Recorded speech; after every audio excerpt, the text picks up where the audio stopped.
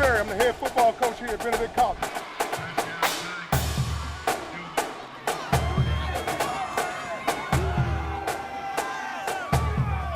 Welcome to the jungle, baby.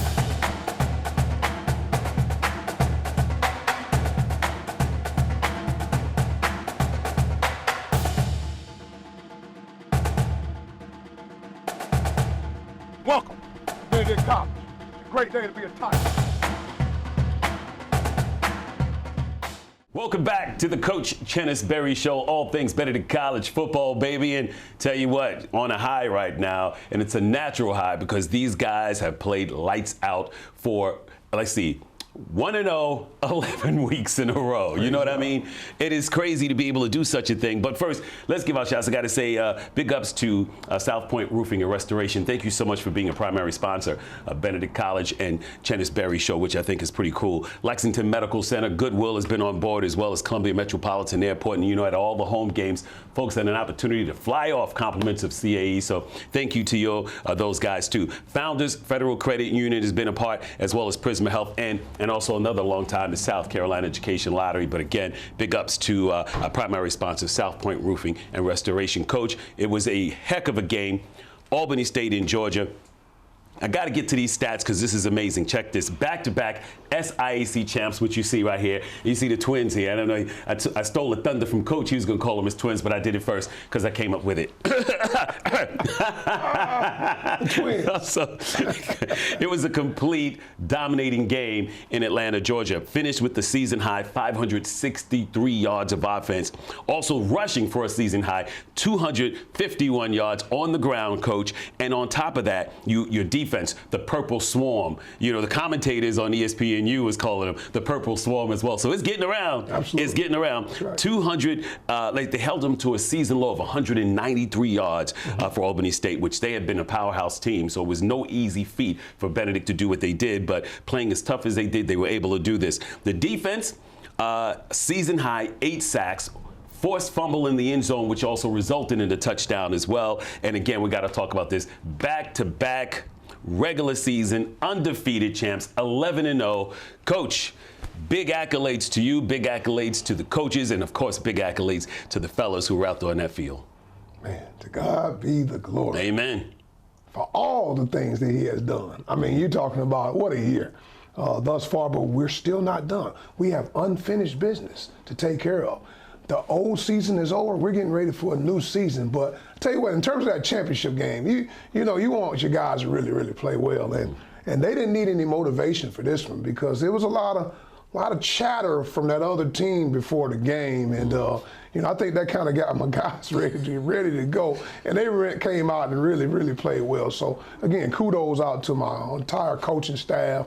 Our players played amazing, the support staff, all the people that's involved with it. But we always talk about that 12th man. That's right. I tell you what, Benedict College Purple and Gold was there in rare form. They were there deep in the weather, and the weather was tough. Yeah. But I tell them all the time, man, rain, sleet, or snow, the mailman got to go to work. That's right. So regardless of what, everybody expected that package to be delivered, but the mailman got to go to work. And I tell you what, the Benedict College Tigers came to work for our championship game.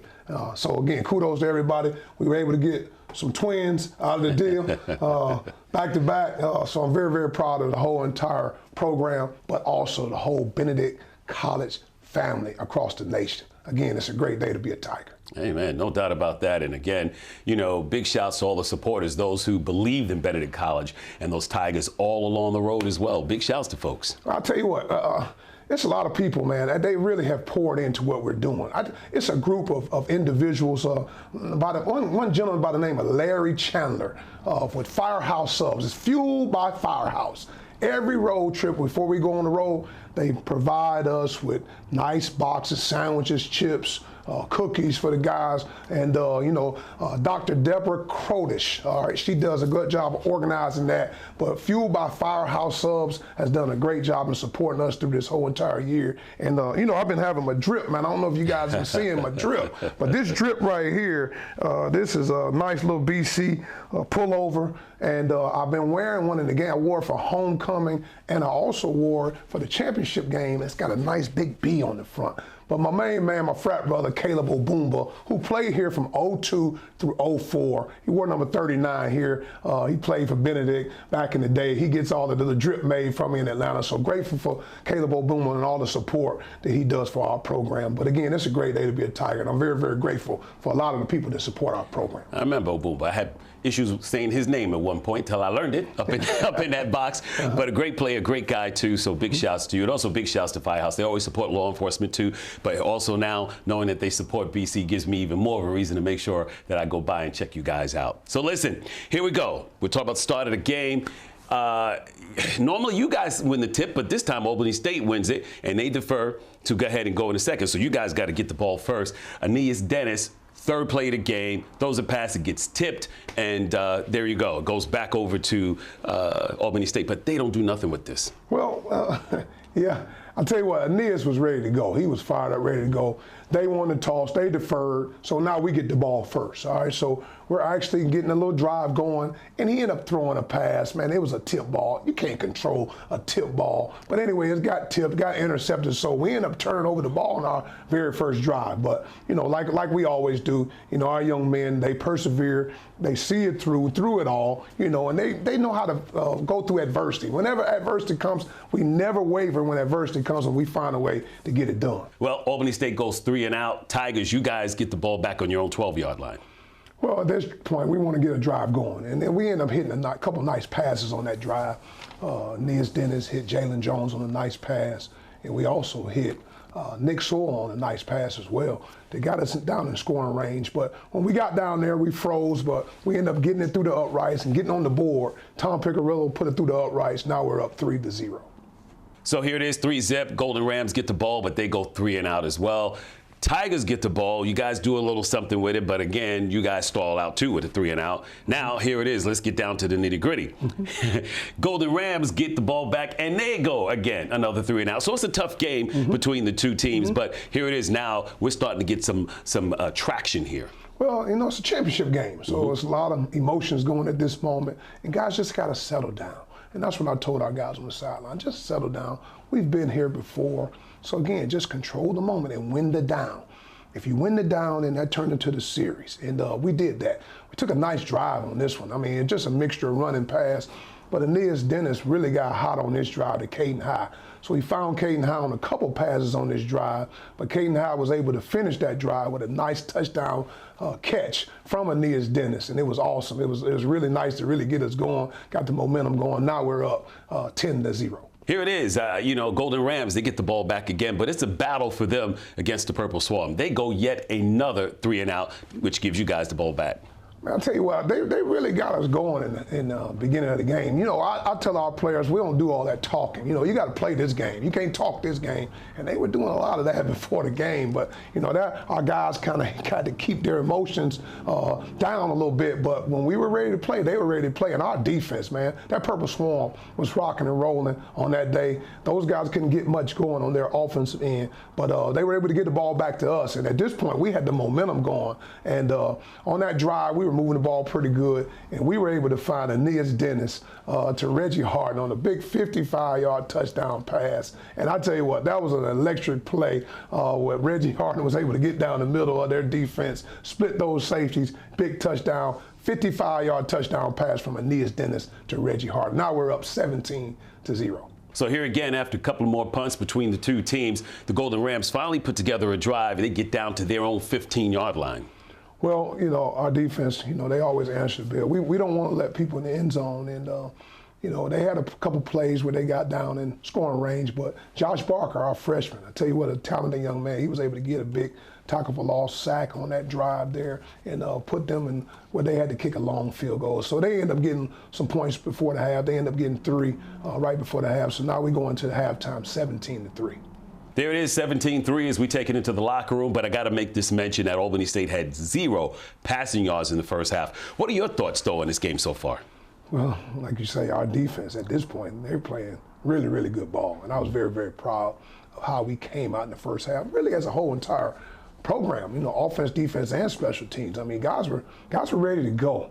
they knew that, regardless of what the weather conditions, it didn't matter, both teams had to play in it. They really came to play. And I think they really got excited to start off the game because there was a lot of chatter going on the other side. But like I tell our guys all the time, you got to go play the game. And I was very, very proud of how our guys kept discipline through it all, found a way to really, really play a good first half. But that Purple Swarm, tell you what, when you can stop people, man, you got a chance to be really, really good. And we did just that in the first half, and we were able to generate some offensive scores as well, and we played really, really well in the kicking game. So when you put all those three phases together, we had a pretty good first half. Absolutely. Coach, what were some of the things that the other team was saying?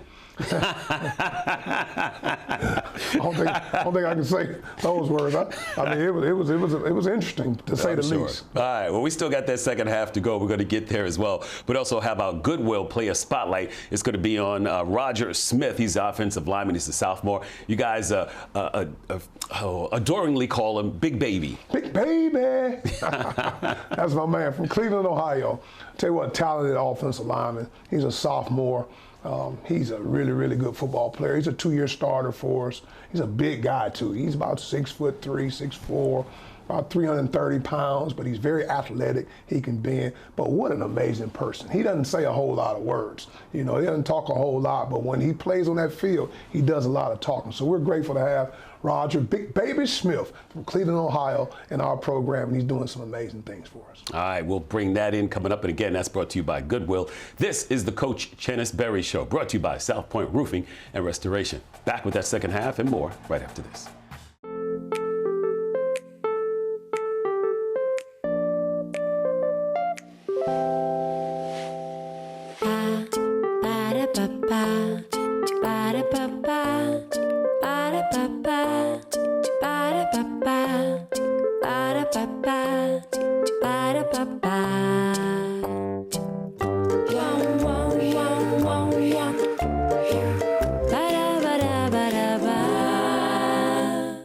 I'm Roger Smith. I'm from Cleveland, Ohio. I play O-line. I started playing football around 5 years old. In the next few months, I would like to win the national championship. In the next few years, I would like to graduate from college. One of my greatest weaknesses is moving my feet. I'm currently working on moving my feet from ladder drills, O-line drills, and sets. Go Tigers. Your trip begins now. Your trip is your story, and all the best stories begin right here at the Columbia Metropolitan Airport. Whether you travel for business or pleasure, we designed CAE to maximize your comfort. Maybe your trip is one of discovery, reunion, or time to close the deal. Wherever your trip ends, it all begins right here, the Columbia Metropolitan Airport. Fly with ease. Welcome back to the Coach Chennis Berry Show, brought to you by South Point Roofing and Restoration. As we get on into this second half, and as you can see again, the Twins still hanging out, SIAC champs. We're talking about 11-0 back-to-back seasons, and we're not done. We still have a mission that we're moving on, and the coach is going to talk about that in a second. But let's get into this second half. Coach, what happens is you guys have to kick off to them. This guy, Lucas Wynn, gets the ball. What happens after that? Well, Lucas Wynn, first of all, he's a freshman kicker from the metropolitan Atlanta area. We're on him all the time about putting that ball deep because he's got a strong leg, and he did just that. But before I get into the kick, we always talk about that middle eight, man. Mm-hmm. Finishing the last four of the first half the right way, which we did, and then we want to start the second half the right way, and we did just that. Lucas Wynn kicks it off to their deep returner, and the deep returner, as he's catching the ball, he takes a knee on the 1-yard line. So what are you? Oh man! Now they got to go out with their offense against that Purple Swarm. And I tell you what, backed up, that's not the place you want to be. And 3 plays later on third down, Jaden Broughton, JB, he was able to get through on a strip sack on their quarterback, and Luber Danellis recovered it. So again, favor ain't fair, man. We're up now, 23-3, right at the beginning of the second half. Golden Rams, they get the ball back, but again, Purple Swarm, too much for them. Another 3-and-out, Coach. You guys take it over deep in your own territory. Well, we're at this point. We want to get a nice drive. We feel like right now we're up 23-3, it'll be really, really big in the second half. We can keep the momentum and generate a score. So on that drive, we were getting, rolling with a couple plays here and there. And then there was a third down call. Aeneas Dennis, we ran a design quarterback run off the right tackle side. And 72 yards later, Aeneas Dennis takes it to the house for a longest touchdown run of the season. He took it to the house, big time run. So now we're up at this point, 30-3. Tigers kick off to the Golden Rams. They got a pretty good return there, Coach. Well, they got a little drive going on that one. Our defense had been playing well all game, and they still were playing well, but they end up running like a little pop pass to the tight end and able to generate a nice big gain down there. So they got in scoring range, and they were moving the ball pretty good down there, and they ended up getting a score on that drive with their quarterback. They had a quarterback run on that drive, so now we're still up 30-10. All right, Tigers get the ball back. They get a 51-yard pass to Caden High. Get down to the 4-yard line. You guys are trying to get into that end zone, but you can't do it. We'll let you talk about that and break it down. But the thing is that you get Tom Piccirillo, this guy from Mountain Union, who's a transfer from there, comes to Benedict. Now get this. No losses when he played with Mountain Union. Then he comes over to Benedict and still goes undefeated here as well. That guy's got a pretty good leg. Man, listen, he's got that winning pedigree.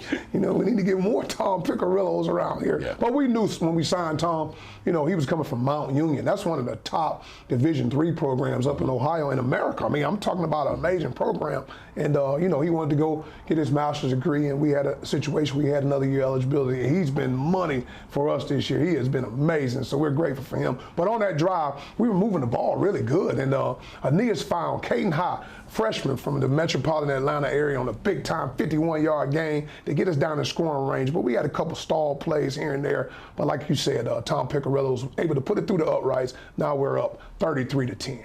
Golden Rams, they get the ball, but doesn't do them any justice because the Purple Swarm, they had back-to-back sacks. The Tigers' defense is just too much. They're really, really good. And it starts with those big guys up front. And on that drive, Aaron Miller had a sack as well as Big John Hannibal. We was great to have Big Hannibal back, man. We call him Hannibal. It's John Hannibal is his name, but we call him Big Ball. That's what we call him. But it was great to have him back because we had sat him the last couple games just trying to get him all the way healthy. And boy, did he show up. Man, he ended up having 2 sacks that game as well from the interior. So he's hard to move on that inside. But they had to punt back to us, and they end up punting at Caden High. And Caden High, I tell you what, he is a special, special talent. He was able to get a big-time return right there. And then we started that drive off with another big-time pass to Caden High. But you're talking about a freshman from the metropolitan Atlanta area, from Grayson High School. He has really got a bright future. The young man, what I love about Caden more than anything, Caden loves the game of football. Like, I don't care if we're walking through, I don't care if it's pre-practice, post-practice, it doesn't matter. He loves football. So he does everything full speed. And he's got a bright future. He's he's an amazing student. I think he's like a 3.5 GPA guy. He's an amazing football player. He has a great supportive family. Both his grandparents come to every game. Both his parents come to every game. And it's just great to be able to have that support. And the young man has a great talent. But he ended up finishing that game 9 catches for 150-plus yards and a couple touchdowns. So, I tell you what, that young man, Caden High, number 10, is special. I mean, it's got to be so great to have a player of such caliber on your team with you, and a freshman at that. Yeah, he's got a bright future. But, we were able to finish that drive, man. We got that ball inside the 5-yard line. And Zaire, we call him Zone 6. He wears jersey number 6. Zaire Scotland, we welcome him back as well because he's been dealing with some little nagging little injuries throughout the whole entire season. Really soft tissue more than anything, but it was good to get him back 100%. So he was able to find that end zone. At this point, now we're up 40-10. So on this next drive, Zay Foster comes into the game. Not only that, but he comes in and hits Jabari Tucker for a 33-yard pass. Well, Zay Foster, man, we love Zay. Zay has another guy with a bright future, man. He was just waiting his turn. Aeneas Dennis has been playing so well. But Zay, I always tell him, stay ready so you don't have to get ready because you're one play away. But on that, he went in and he really took command of our offense. I mean, we're moving the ball down the field. He hit Jabari Tucker on a nice big game, and we were actually going down to score.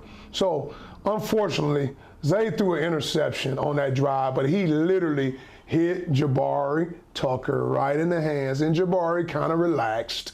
All right, it was in the end zone. It was a great ball, and the DB ended up picking it because the ball came out of Jabari Tucker's hands. But it was a great ball, great play. That should have been a touchdown for Zay Foster. But unfortunately, we didn't score on that drive. We ended up turning it over on an interception. You know, Coach, sometimes you got to make sure that these players look the ball into your hands before you take off and run. A lot of them know that ball's coming to them. They want to take off and go. Stuff like that does happen. But here it is. Golden Rams, they get another long drive. They get down to the Benedict 7-yard line.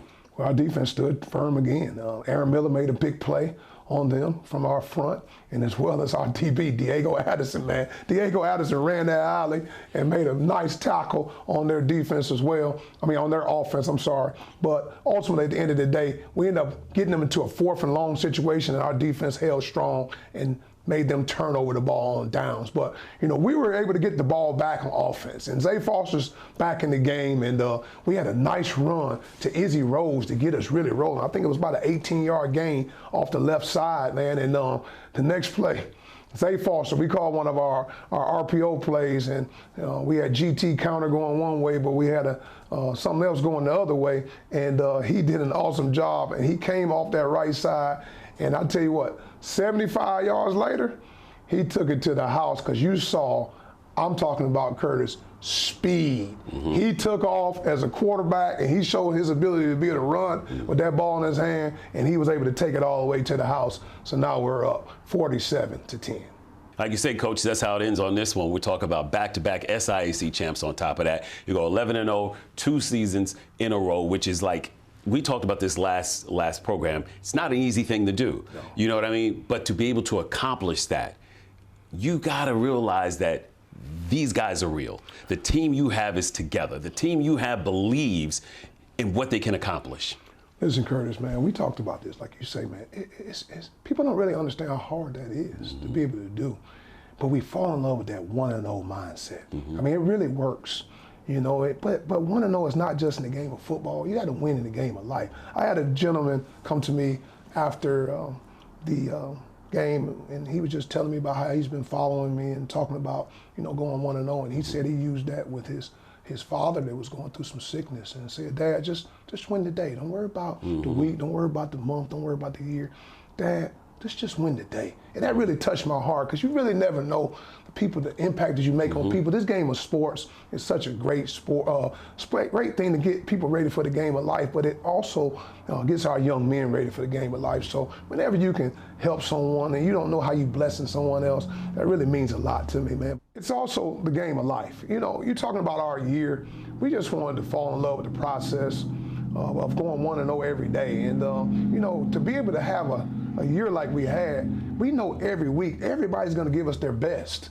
And we had to make sure we keep our team humble and hungry through the whole entire year, man. And to be able to keep this generation of young men, 18 to 22, 23, focused on the task at hand, we had to really buy into that 1-0 mindset. So every week people will ask me what's our record, but I just focus on, let's go 1-0 today. Let's win today. And then you look at the end of the season, which we're not done yet, but the end of our regular season and our championship season, we're sitting where we're sitting right now. So a lot of effort goes into doing this, not just the coaches, not just the players, but our support staff, our filmers, our managers, our whole entire compliance staff. Everybody pours into making us who we are. And so I'm grateful to have everybody that's bought into our program. And now we're sitting here with 2 twins, man. So we're super excited to be here today. But like you say, the job is not done. You still have a mission. You still focus. Unfinished business.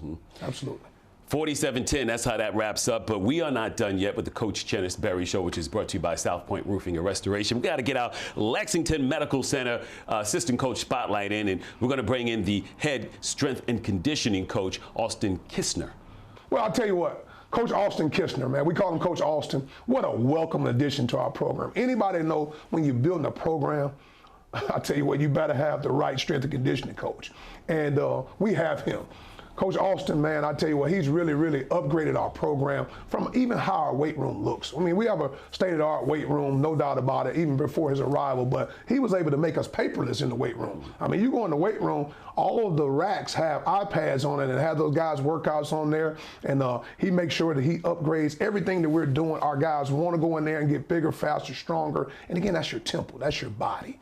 All right, so we've really grateful to have Coach Austin in our program. You know, from our muscle milk, the things that we're doing in terms of the nutrition with our guys, to the stretching, to the body tempering, and all things like that. But Coach Austin has really made our whole entire BC football program much better. Gotta love it, Coach. Love it. Gotta love it, especially when these guys, they're not only conditioned by the mind with the academics, but also, of course, physically and mentally with a guy like Coach Kishner, who you're going to check out in just a bit. We're also going to come back and tell you what's next for your Benedict College Tigers. This is the Coach Chennis Berry Show, brought to you by South Point Roofing and Restoration. We'll be right back with more and what's to come for BC right after this. At Lexington Medical Center, we want you to lead a long and healthy life, and we're here to help you do just that. Our experienced team of healthcare professionals wants nothing more than to help make you well again. Take good care of yourself, and remember, we're here for you whenever you need us. If you don't already have a doctor or you're looking for a new one, choose from more than 70 physician practices at Lexington Medical Center. We wish you a lifetime of good health and happiness. Be well. My name is Austin Kistner. I'm the head strength coach here at Benedict College.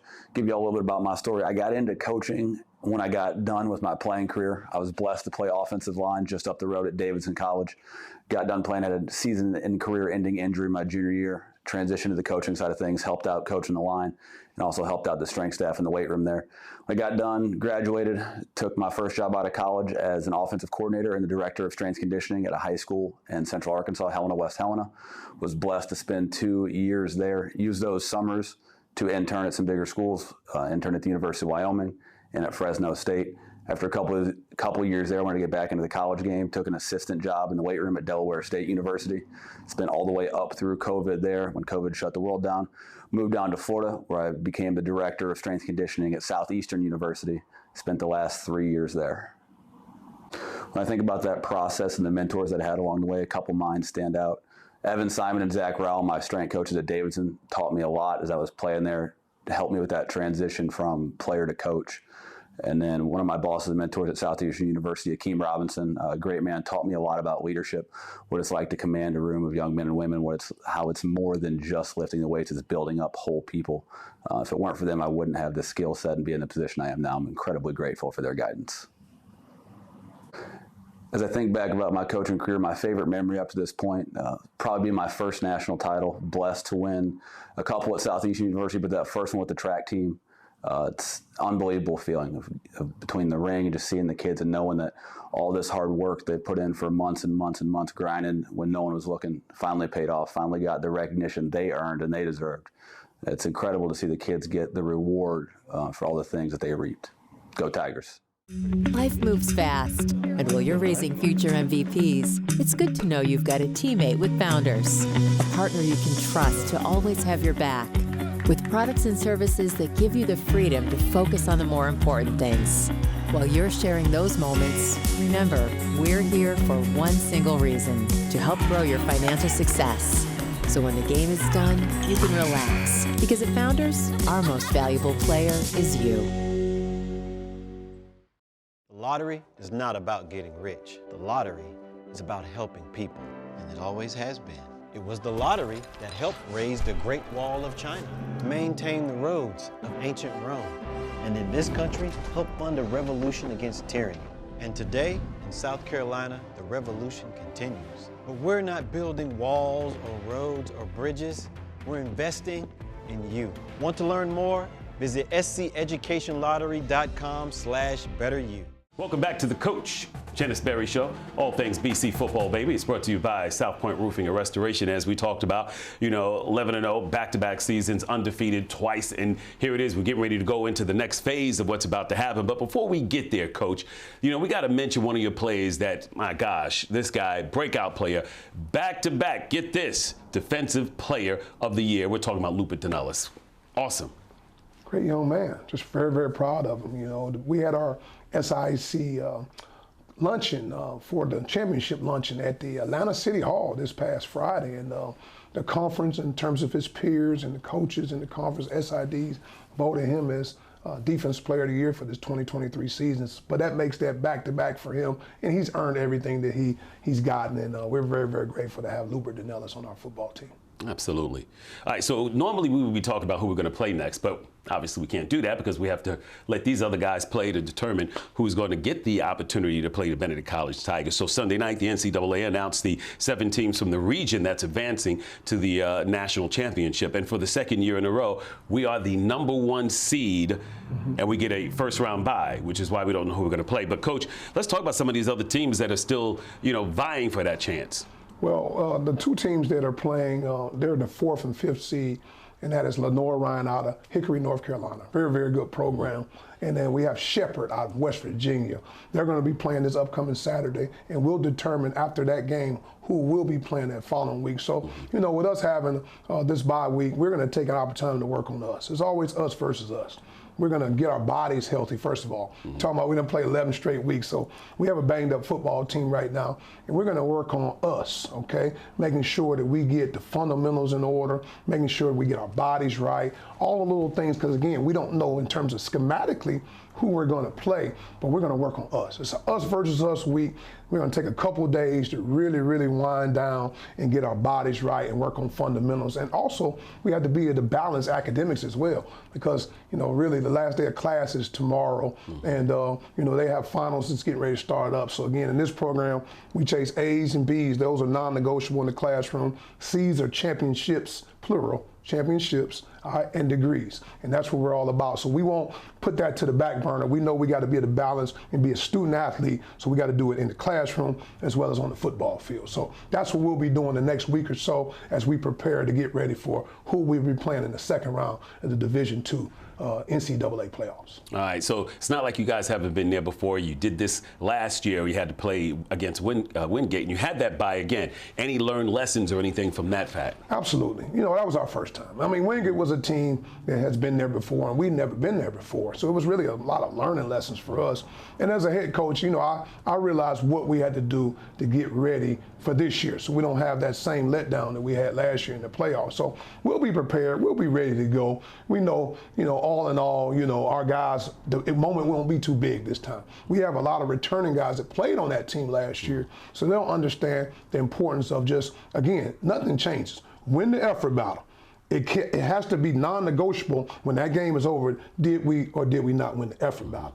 Win the penalty battle. It's going to always come down to discipline. Okay, so we have to win the penalty battle. Win the explosive battle.